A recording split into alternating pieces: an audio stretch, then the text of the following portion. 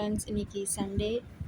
First புது வீட்டுக்கு வந்ததுக்கப்புறம் இன்றைக்கி தான் நாங்கள் நான்வெஜ் சமைக்கிறோம். சிக்கன், இறாலு, மீன். தம்பி சிக்கன் பிடிக்கும்னால அவனுக்கும் இறாலும் மீனும் வாங்கி ரெடி பண்ணிவிட்டு வைக்கலாம் அப்படின்னு சொல்லி கடாயில் ஃபஸ்ட்டு எண்ணெய் ஊற்றி இறால் பண்ணிடலாம் அப்படின்ட்டு இருந்தோம். சோம்பு, கொஞ்சம் கருவேப்பிலை, சின்ன வெங்காயம் குட்டி குட்டியாக கட் பண்ணி வச்சுருந்தேன்.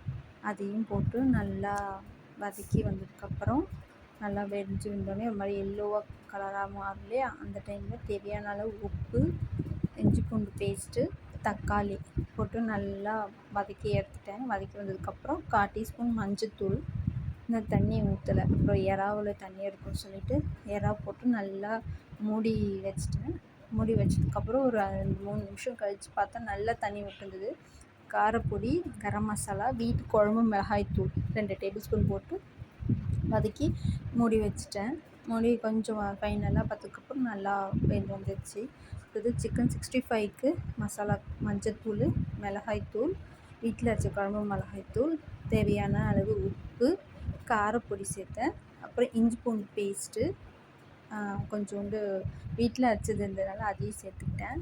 கார்ன்ஃப்ளவர் மாவு, அப்புறம் மீன் வாஷ் பண்ணி எடுத்துகிட்டு வச்சுருந்தாங்க. குழம்புக்கும் வறுக்கலாம் அப்படின்னு சொல்லி வறுக்கிறதுக்கு மேக்னேட்டுக்கு இஞ்சி பூண்டு பேஸ்ட்டு, 1/4 டீஸ்பூன் மஞ்சத்தூள், வீட்டில் அரைச்ச குழம்பு மிளகாய்த்தூள், கொஞ்சமாக கார்ன்ஃப்ளவர், தேவையான அளவு உப்பு, இதெல்லாம் போட்டு மேக்னேட் பண்ணி தனியாக எடுத்து வச்சாச்சு.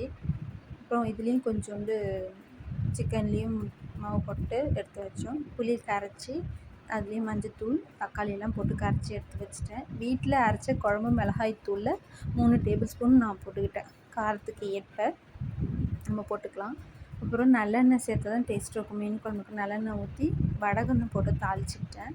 அப்புறம் பூண்டு, 2 பச்சை மிளகா, கொஞ்சம் கருவேப்பிலை, இது 3 போட்டு நல்லா வதங்கி வந்ததுக்கப்புறம் சின்ன வெங்காயம் போட்டு நல்லா வதக்கி எடுத்தேன். நல்லா அந்த வாசனை நல்லா வரும் நமக்கு.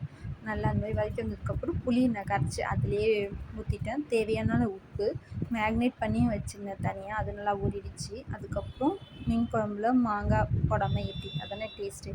அதுவும் கொதி வந்ததுக்கப்புறம் மீனையும் அது உள்ளே போட்டு ஒரு 2-3 நிமிஷம் தான் நல்லா குக் ஆச்சு, ஹை ஃப்ளேமில் வச்சு. அப்புறம் ஃபைனலாக குழம்பு ரெடி ஆகிடுச்சு. இந்தாண்ட தவாவில் நம்ம மீன் ஃப்ரை பண்ணிடலான்னு சொல்லி மீனையும் போட்டு ஃப்ரை பண்ணிகிட்டே இருந்தோம். ஏன்னா டைம் ஆகிட்டே இருக்குதுன்னு சொல்லிட்டு டக்கு டக்குன்னு வேலை முடிச்சாச்சு.